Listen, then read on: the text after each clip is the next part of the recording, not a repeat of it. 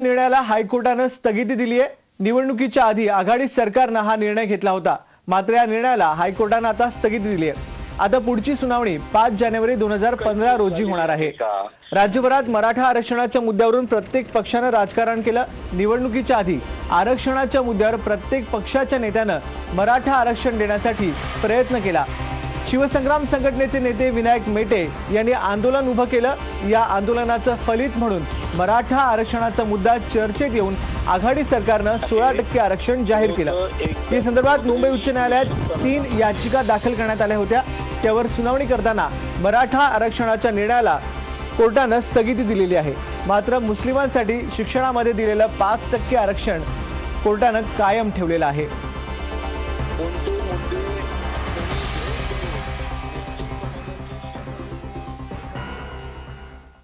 आणि यावर याचिकाकर्ते केतन तिरोडकर यांच्याशी बातचीत केली आमचे प्रतिनिधी अक्षय भाटकर यांनी। मराठा आरक्षणाला हायकोर्टाने स्थगिती दिलेली आहे। आपल्यासोबत याचिकाकर्ते स्वतः केतन तिरोडकर आहेत, आपण त्यांच्याशी बोलूया। सर, काय तुमची पहिली प्रतिक्रिया? मी आनंदी आहे ह्या गोष्टी करता की जी 9000 विद्यार्थी मराठा समाजाचे ज्यांची ॲडमिशन झाल्या होत्या त्यांना प्रोटेक्ट केलेलं आहे, त्यांना सुरक्षित ठेवलेलं आहे, त्यांच्या भवितव्यावर विपरीत परिणाम होणार नाही हे उच्च न्यायालयाला माझी विनंती मी मान्य केलेली आहे। राणे कमिटीवर विश्वास ठेवता येणार नाही असं वाक्य आज हायकोर्टच्या ऑर्डरमध्ये आलेलं आहे। नक्कीच त्याचबरोबर मुस्लिम समाजाला देखील 5% आरक्षण दिलेलं आहे, पण ते शिक्षण क्षेत्रात दिलेलं आहे, ह्याच्याबद्दल तुमचं काय मत आहे? मुस्लिम समाजाला आरक्षण शिक्षण क्षेत्रात देणं फार जरुरीचं होतं, तथापि पब्लिक सर्व्हिसमध्ये सुद्धा देणं जरुरीचं होतं, पण प्रॉब्लेम असा आहे की सुप्रीम कोर्टाच्या गाईडलाईनप्रमाणे 50%चा कोटा ऑलरेडी एक्सीड झालेला आहे। नुकतीच मुख्यमंत्री यांची प्रतिक्रिया आलेली आहे की आता आम्ही नागपूरच्या अधिवेशनामध्ये कायदेशीर बाबींमध्ये चांगल्या तरतुदी करून हे पुन्हा मान्य करून घेऊ आणि सुप्रीम कोर्टात जाऊ, ह्याच्यावर तुमचं काय मत आहे? ही प्रतिक्रिया एखादा मुख्यमंत्री देणारच, कारण 32% मराठा आहेत, त्यांचे नेतेही मराठा आहेत आणि आता सध्याच्या मुख्यमंत्र्यांना तर मेजॉरिटीची गरज आहे। तथापि त्यांनी एवढं लक्षात ठेवावं की ज्या कम्युनिटीने दुसऱ्यांना शिक्षणाचे धडे दिले, दुसऱ्यांना नेतृत्व दिलं, 75% साखर कारखाने शैक्षणिक संस्था ज्या कम्युनिटीच्या आहेत त्यांना तुम्ही जर दरिद्री दाखवत असाल आणि तो प्रयत्न तुम्ही सुप्रीम कोर्टात कायम ठेवणार असाल तर सुप्रीम कोर्ट तुमच्या पगारातनं या केसचा खर्च काढेल, अशी आम्ही मुख्यमंत्र्यांच्या विरुद्ध याचिका सुप्रीम कोर्टात करू। दुसरीकडे मराठा आरक्षण कायद्याच्या चौकटीत टिकवणार, तसंच गरज पडली तर सुप्रीम कोर्टातही जाणार असं मुख्यमंत्री देवेंद्र फडणवीस यांनी सांगितलेलं आहे।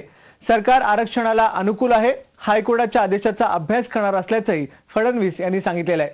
नागपूर अधिवेशनात यावर योग्य बदल करण्याचंही त्यांनी सांगितलेलं आहे। सरकार मराठा आरक्षणाच्या पूर्णपणे बाजूने आहे आणि हायकोर्टामध्ये मराठा आरक्षणाच्या संदर्भात जर काही निर्णय झाला असेल तर त्या निर्णयाला आम्ही सुप्रीम कोर्टामध्ये दाद मागू।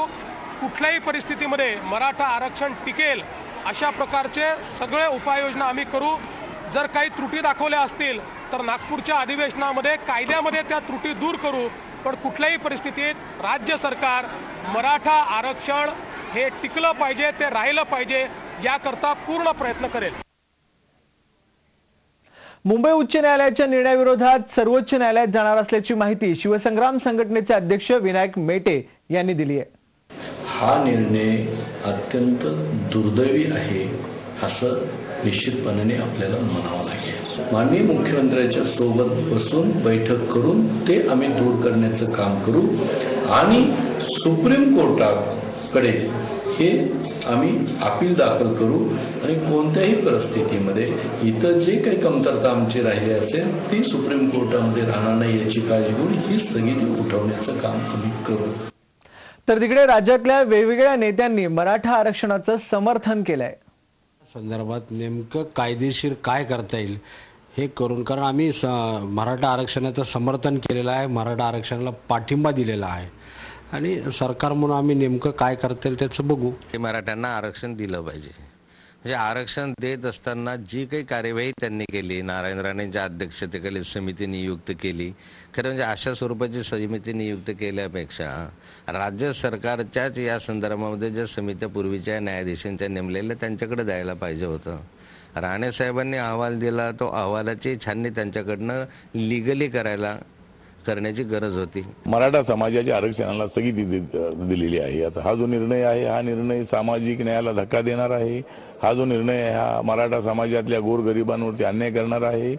त्यामुळं आमची मागणी अशी आहे आरपीआयच्या वतीनं की मुख्यमंत्र्यांनी आणि राज्य सरकारने ताबडतोब सर्वोच्च न्यायालयामध्ये जाऊन मुंबई उच्च न्यायालयाने घेतलेल्या निर्णयावरती स्थगिती आणावी आणि मला वाटतं की राज्य सरकारच्या वतीनं उच्च न्यायालयामध्ये ही केस हाताळण्यामध्ये जे आपलं लिगल डिपार्टमेंट आहे, आपले जे वकील आहे ते वकील कमी पडलेले आहेत आणि आपली बाजू त्या ठिकाणी समर्थपणे मांडणं अत्यंत आवश्यक होतं. राज्य सरकारने एक महत्त्वपूर्ण आदेश काढला. या आदेशानुसार निमशासकीय संस्था, महानगरपालिका आणि नगरपरिषद कर्मचाऱ्यांनाही त्यांच्या मालमत्तेची माहिती